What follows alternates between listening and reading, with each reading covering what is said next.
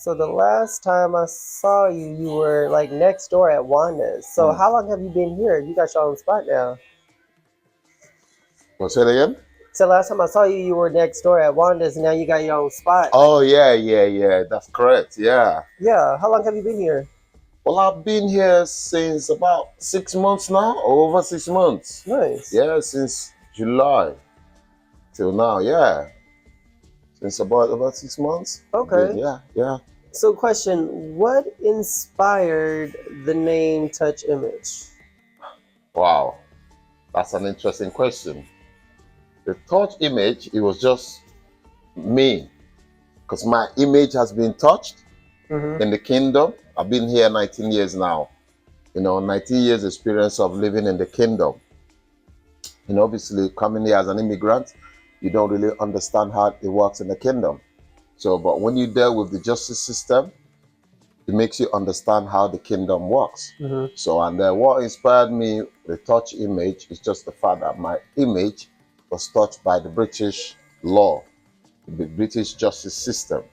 And that thing, I hold it very strongly. So when I started the business, I used to call it Godstime Barbers. Mm-hmm. But in this kingdom, you don't own nothing. Mm. You actually manage stuff. So you can come with idea. So the touch image showing that it's nothing to do with me. It's God's system, or it's a system. So touch image becomes the fact that most people don't really believe in God. So I Mm-hmm. have to say this. But according to the Bible, which is one of the best books I've read in my life, so it's in Genesis chapter 1, verse 26 and 27. And I came to that spot. It said that he made them his image and his likeness. Mm-hmm. So that is when I picked the name of the business. I like that. So we gotta touch the image. So I am touching the image. If there is God, that's the man sitting right here. Mm. Because you're the image of God. That's what I tell But that people. doesn't mean you're God, but We you're are made made in in his His image image. and his likeness. So that's why I call it touch image. And you said you moved here 19 years ago. Where are you originally from? Sorry? You said you moved here 19 years ago. Yeah, Where 19 are years. you from? I came through Nigeria. Okay, nice. Yeah, I came through. I'm not from there. Where are you from? From my father. Okay. I'm from my father. So I'm only passing by. It's Mm-hmm. obviously my experience with life now shows that life is a journey. Yeah. So we're only passing by. And it's nice to meet you in London. So I don't know where the next destination will be. So once you see life as a journey, then you don't see yourself like you're from Mm-hmm. somewhere. You came through because you're only passing by.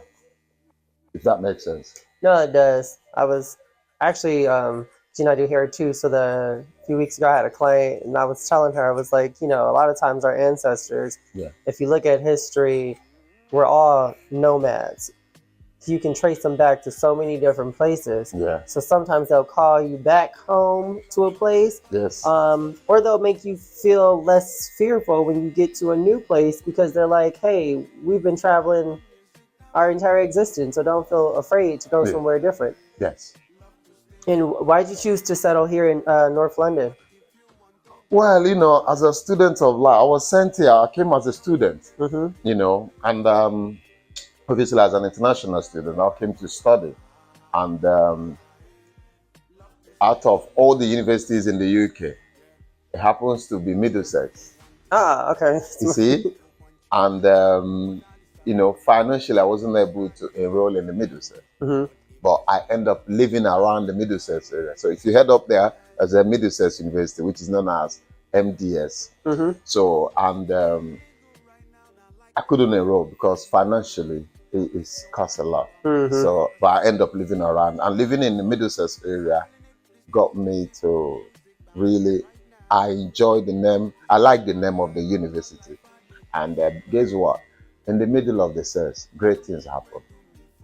See, Mm-hmm. so finding myself around Middlesex area, I believe that a lot of students out there, I can reach out because there's a lot of international students coming over there. So I believe I could reach out to more people in the middle, Yeah. Middlesex.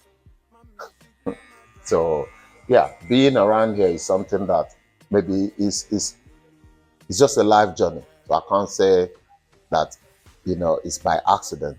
It's Yeah. for a reason of being here, and that's why I'm meeting you. If I was never in the Middlesex area, probably wouldn't have met you.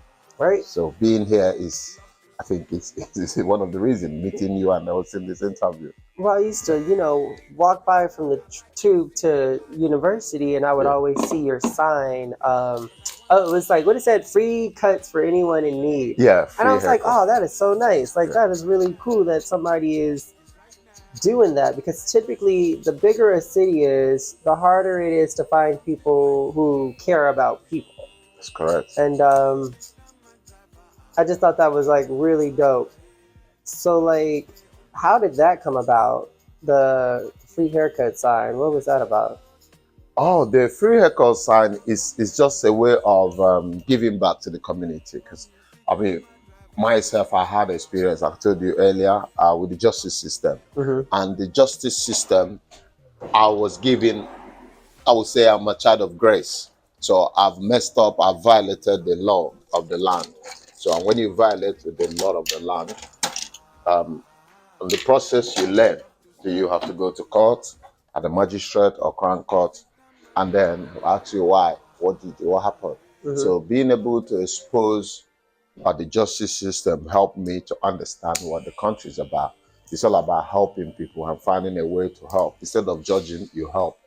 So I was given 3 times suspended sentence anyway, and this is kind of grace, I see it. So because of that grace that I was given, I decide to help people who are going through. I've had a lot of have issue with. I don't know if you heard about something called immigrant depression. No, So I that's haven't. what I've gone through. You can check it up later on.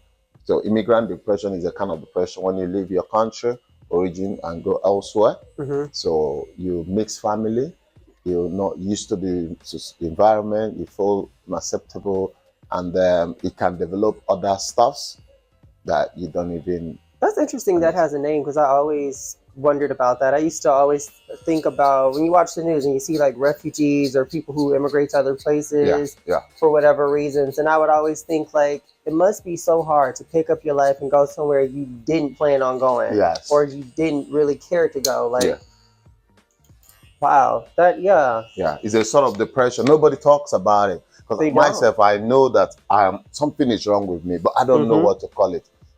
Is even to the point that I was scared to go to the doctors because sometimes go to doctors, some doctors don't really know what is wrong with you.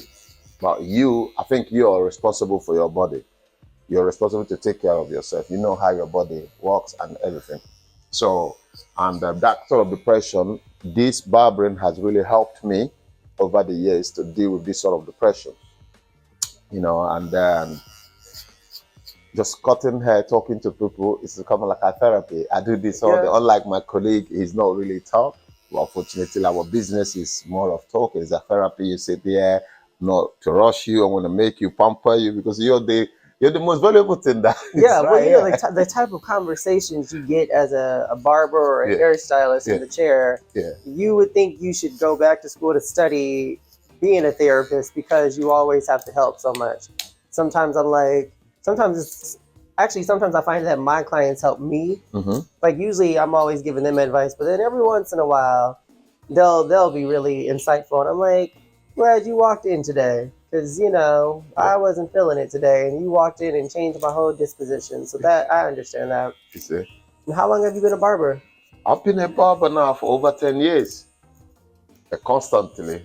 I mean, in over 10 years, I would Hmm. say. Yeah, been a lifestyle. It's beyond cutting hair. It's a lifestyle. Yeah. And it's one of those things that actually the government is not helping, but I believe that the government or the community or the society can help these small businesses, can help a lot to deal with the way we see mental health Hmm. and the way we take our wellness, and especially men, to deal with men. Men hygiene is very, very poor. In London, in particular, men and hygiene, they are very poor.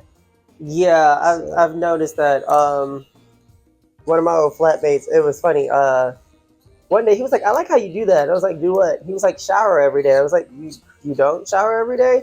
And I start to think that because it's always so cold here, that most Londoners kind of like think, oh, well, I'm not going to sweat, I'm not going to funk up, or it's too cold to like jump in the water and jump out, and like I might catch a cold or whatever. Um, I don't know what it could be, but it is important to stress the importance of good hygiene so you can stay healthier and not get sick or catch any type of diseases or anything. Yeah, yeah, it's very important. Even on the wall there, I put on the wall. You can say, stay positive, think positive, live and forgive. Wash your body every day. Hmm. Stay clean. Love yourself. Be yourself. Respect our work. The mind is a battlefield. And yeah, brush your teeth every day. So I Yeah. put it on the wall. So as they sit there, maybe after you can take a video of that one as well. Yeah. And So for as they those of sit there, you out there who are watching, please make sure you wash your hair before you go to the barber shop because they don't need all that gunk and product in their clippers and breaking the clippers. Like from one hairstylist to you guys, I'm gonna let you know because I don't like when you come to my chair and I'm like, odor, yeah, it's body like odor, I'm like, BOD. oh, you breaking You stuff. don't like it. That too. Yeah. So it's something that we really, I'm actually focusing on it in London because the Londoners are very, in fact, they're not well disciplined in so many ways. Hmm. They are not disciplined. So I believe being a barber and you stay close to me and I can inhale everything. Yeah. So barbering is not that easy as most people think. And with my barbering, I deal with everybody. I don't stereotype or Yeah, I because just you're deal with offering free haircuts. I'm for sure a lot of the everybody. people you're getting are also people who are in transitional housing or maybe even homeless. Yes. Yeah. Yeah. Sorry. That's funny. Now you have your own shop, which is really dope. Yeah, 6 months ago you were at a chair over there, and now you have your own barbershop, which is really amazing. Um, what do you find to be some of the challenges as a business owner?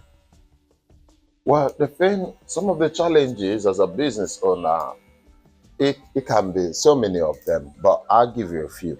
Like, for example, when I started this business, I didn't like the fact that men will come and sit in a barber shop. Hmm. There's so many of them sitting, and they're a waste of time, and become under pressure.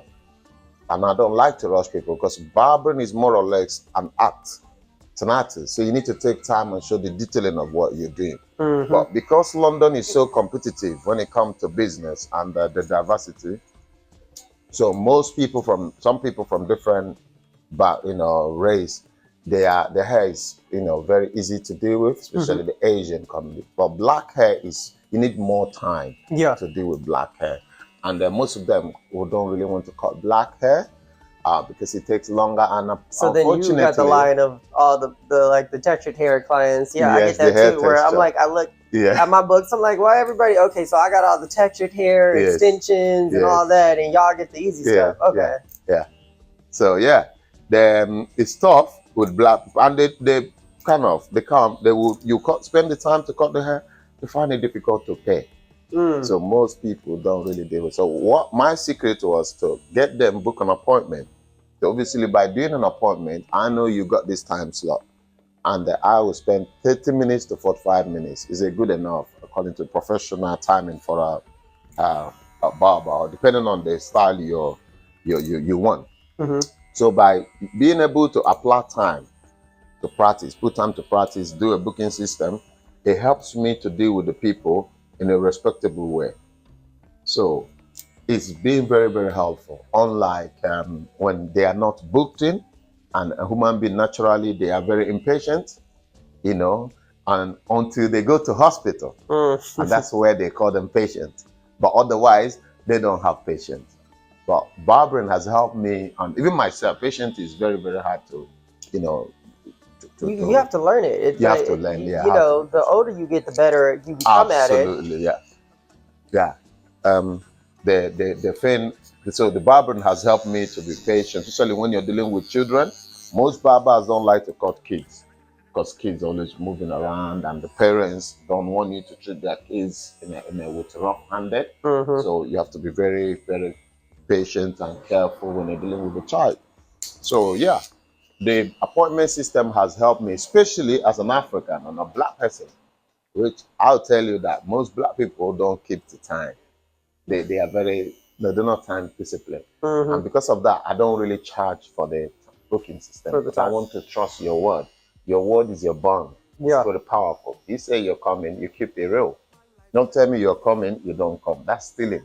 You stole my time. I kept the time, stole it. Yeah, I tell, like, I have to train my clients, Yes. and I let them know anytime they are late. I was like, this is your first time. There won't be a next time. Like, either you call me, let me know what's going on, or I'm Yes. going to cancel your appointment. You just can't show up. Yes. That's a disrespect to my time. Very, very disrespectful. Because it's the one I can make money back. I can't make time back. You can't get that. That's correct. And I think people need to understand that the most valuable thing you have in life is time. It's because we all have an expiration date, but we just don't know when it is. That's it. You can become poor and make the money back, but if somebody manipulate or use up your time, you'll never get that back. That's correct. Very, very correct. And guess what, Roman?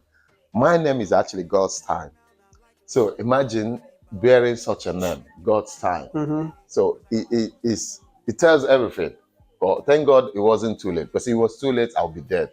So being able to understand how time is important in the kingdom, it was never in Africa. Because we already named the name, but we don't look into the deep meaning of the name we bear. So I have to look into the name and put the name into practice. So my name is God's time. So that means if people are coming to me, they need to come in God's time. And what is God's time? It's arrangement, agreement between two people. And the third person is God. Because when two people come in agreement, they say God is in the midst.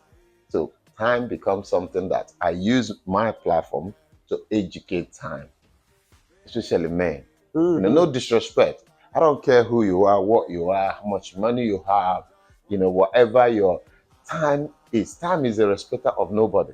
Yeah. So if you don't respect time, and time starts with second, minutes, hour, days, weeks.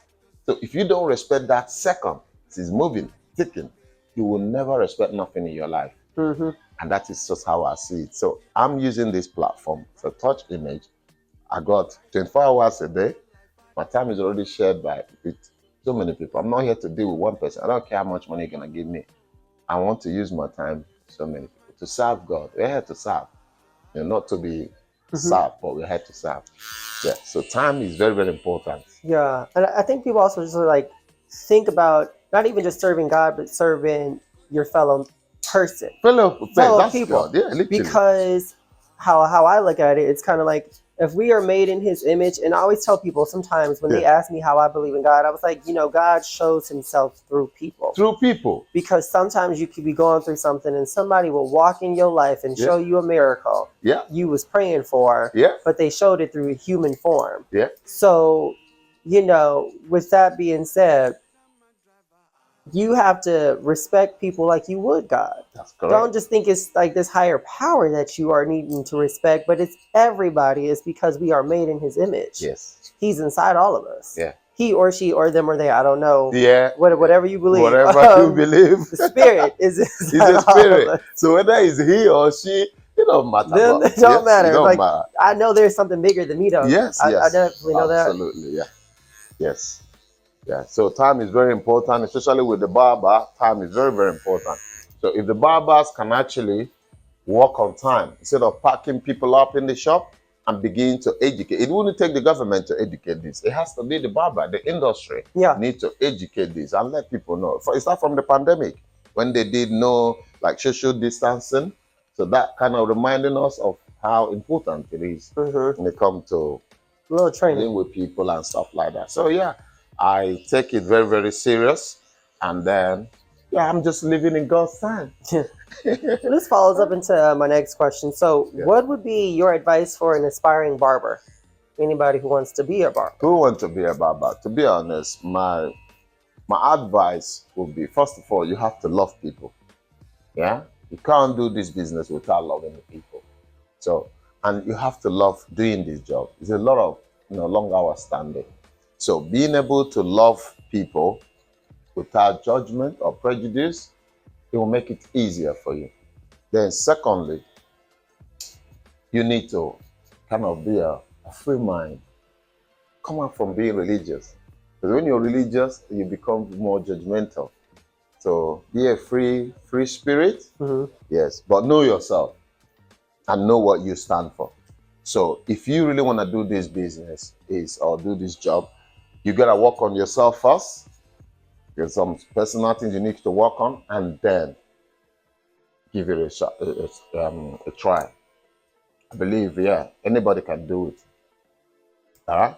So there's a difference between a barber and a hair cutter. There's a lot of hair cutters out there, and there is barbers out there. So barbers actually have a lot of they take a lot of responsibility, time management, this, customer, how they feel, and making sure that everything works for good. But a hair cutter just care about the money.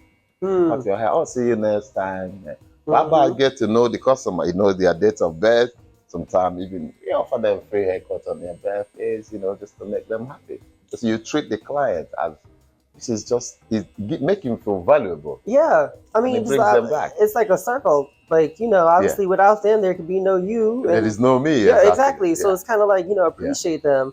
I deal with this a lot of the time. Sometimes where a client will come in and I will educate them on something about their hair, and they'll be like, "Oh, my regular stylist never told me this," and I'm like, "Interesting. I don't know why they wouldn't." I do. I'm like, sometimes, like for instance, if somebody getting the hair color, and they wash the hair, I tell my clients don't wash your hair for 48 hours after hair color. Let it set in. Blah blah blah. Yeah.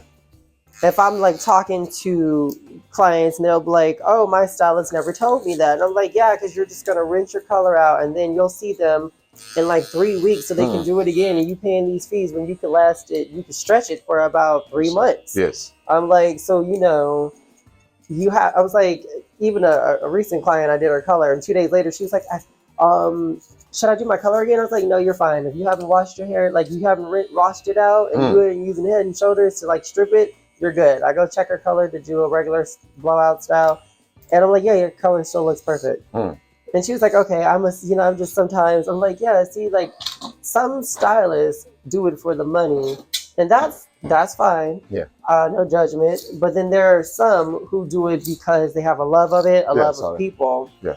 And those are the ones who are gonna stay employed or with clients forever. No matter how old you get, you see clients in their chair because they're authentic, compared to the ones who do it just for the money. Do it for the money. They don't really get many repeat clients, but they'll have a good amount for a short period of time. What are some challenges you faced or had to overcome as an independent business owner? Well, for me, the challenges has always been people. People are difficult to deal with. The challenges has been people. But like I said, once you know yourself, you'll be fine. Stick to what you know. Like what I know is that I can do this job, and I do it for the love. That's why I come up with this thing called "Love is in the Hair." So "Love is in the Hair" helped me a lot to actually deal, because I'm focusing on the hair, not you guys sitting there. It's the hair. Make sure that the hair is good looking. So when you go out there, people are like, wow, that's a nice trick. So that's a lot. Even if you're my enemy, I'm not gonna beef the hair. You see, I'll beef you, but not the hair. Sorry, let me rephrase that. I beef you, not the hair, because the hair is innocent to the whole thing.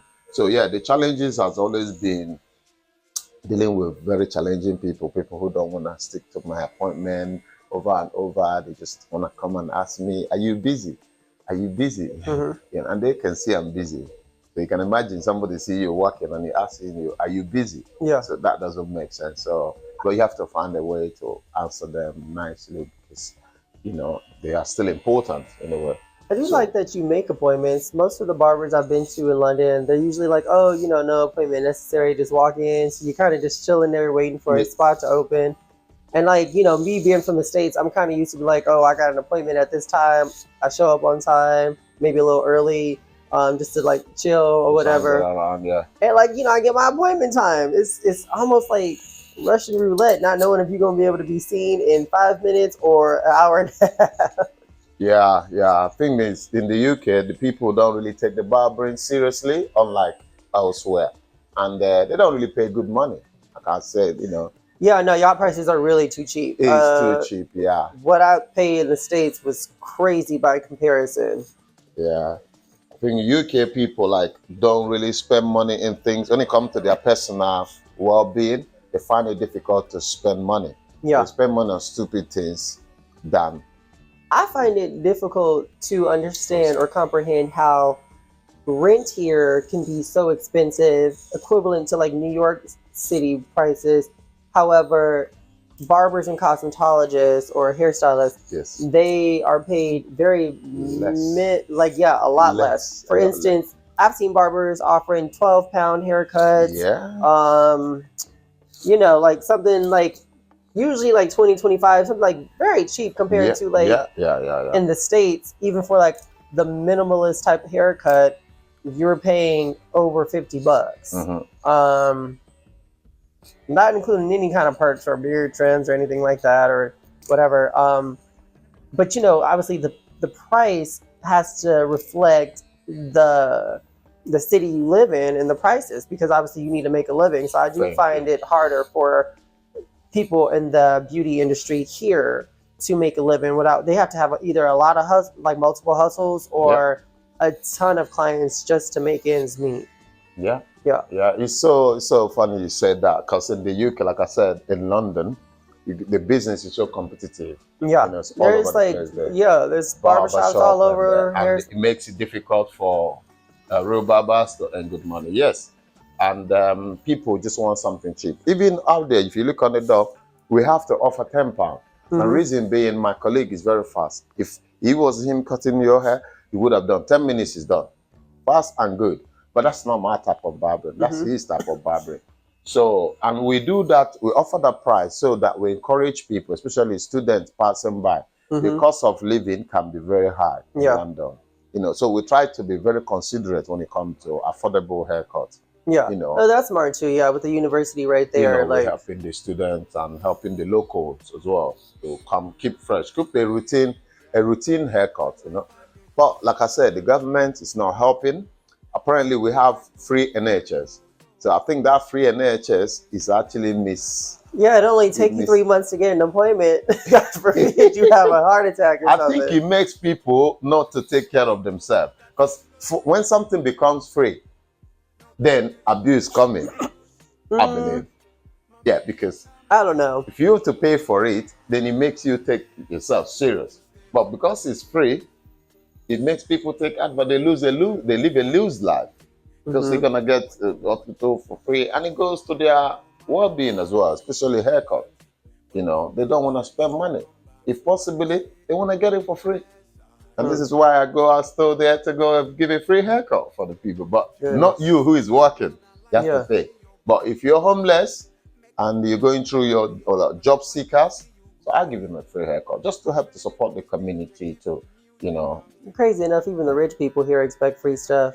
Maybe that's rich people everywhere, but like here they want all like the extras and the add-ons and the perks, and I'm like, Literally. okay, this costs, and they're like, they get quiet, they don't want to, or they're like, well, so and so does it for free, and I'm like, yeah, I'm not so and so. Yeah. I'm like, yeah, I get paid on commission, so the more you purchase, the more I get paid, and if I give you free services, that's more of my time that I'm not being paid for. You're not getting paid for that. Exactly. So, yeah.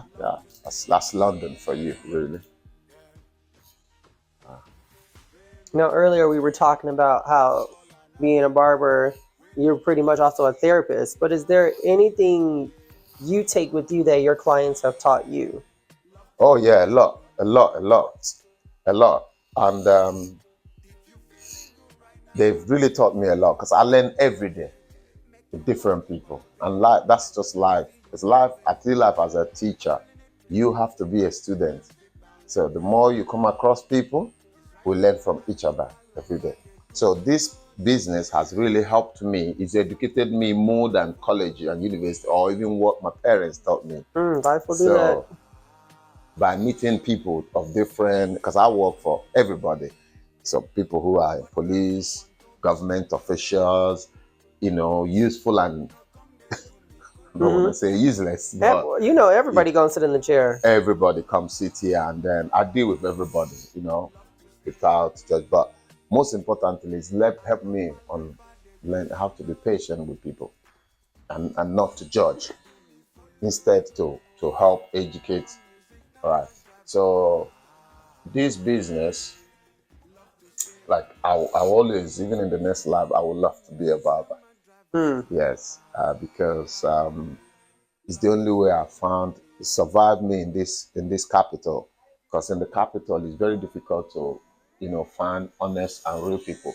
Everybody just looking for somebody to eat or get something from. Yeah. So, but this one exposed me to even come to diversity, people of different race, different background. It exposed me to it, and I begin to learn a lot and to accommodate people of different race and background. So I would say, and I continue to learn every day, new stuff every day with the people, and it's something that you can't stop learning. And yeah, yeah, it's just so much that you can learn from being a barber, from people, yeah. And you don't get this also because in corporations and institutions, they are not allowed to say certain things because of the terms and conditions of their place. So here, it gives you the free opportunity for people to express themselves. Although there are some people who doesn't like to talk, they just keep it that way. But if they want to talk, why not? Because talking helps mental health. With mental health problem, talking is very good. Yeah, because sometimes you might think you're okay when you're not okay. Even a therapist made a therapy Most yourself, therapists have So I therapists. get checked every day by sitting here. They're looking at my face, watching my, my actions and my reactions of everything. So, and I like it. I'm glad that they are checking me every day. So some of you lows out there who don't get, we professionals who don't go to get, who doesn't get to be checked by people, or who don't like to be looked in their face all the time, you need to be checked. Yeah. And barbering is one of those things that it helps you to be checked all the time, whether you're okay or not. Yeah, that's just the experience.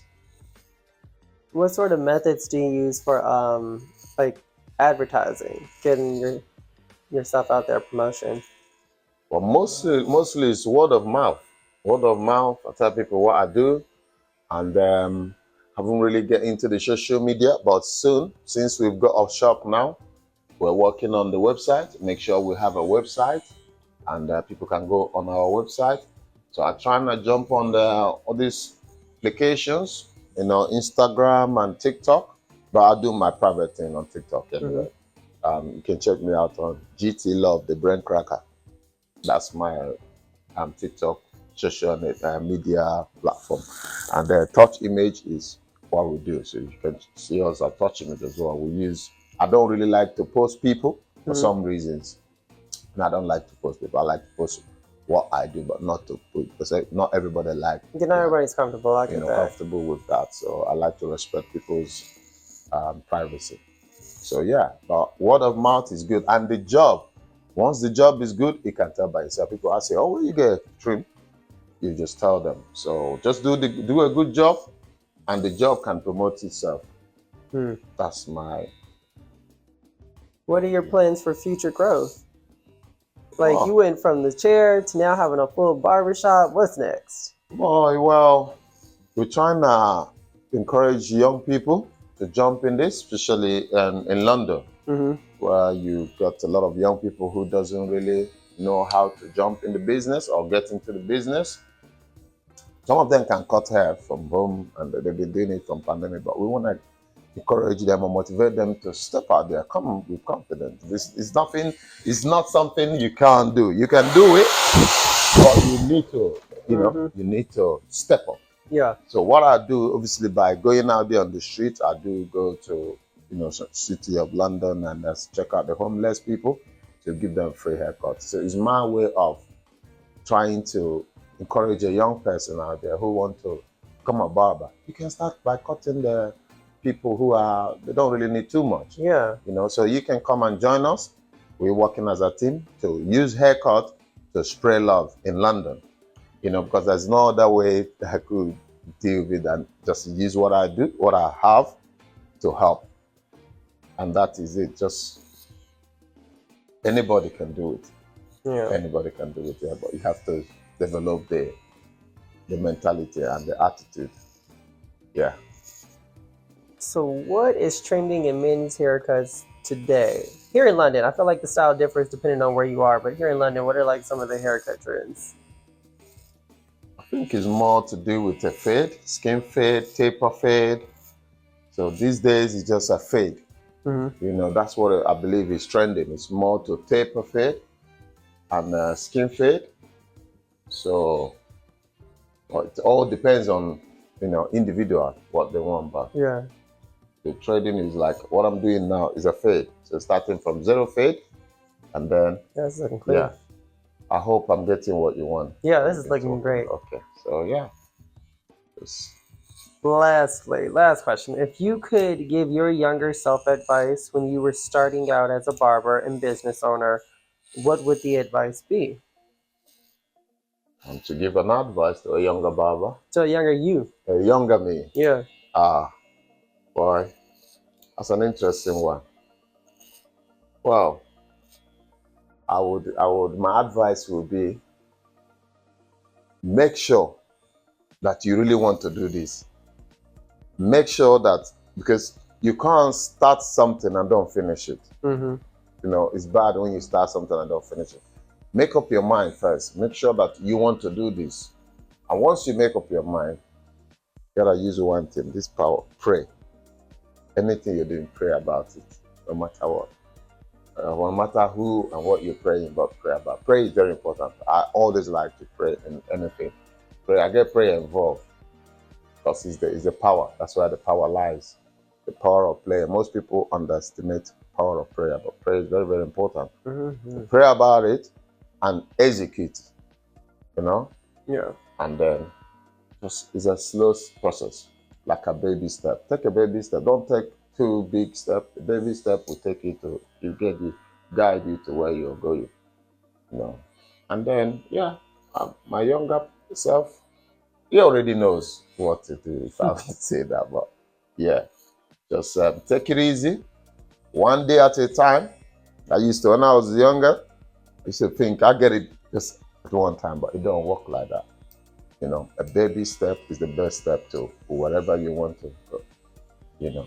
And yeah, I believe it will work. It works, yeah. That's what I tell my younger self. Mm. Just try the best you can and leave the rest in God's hand. Amen. Yeah. Thank you.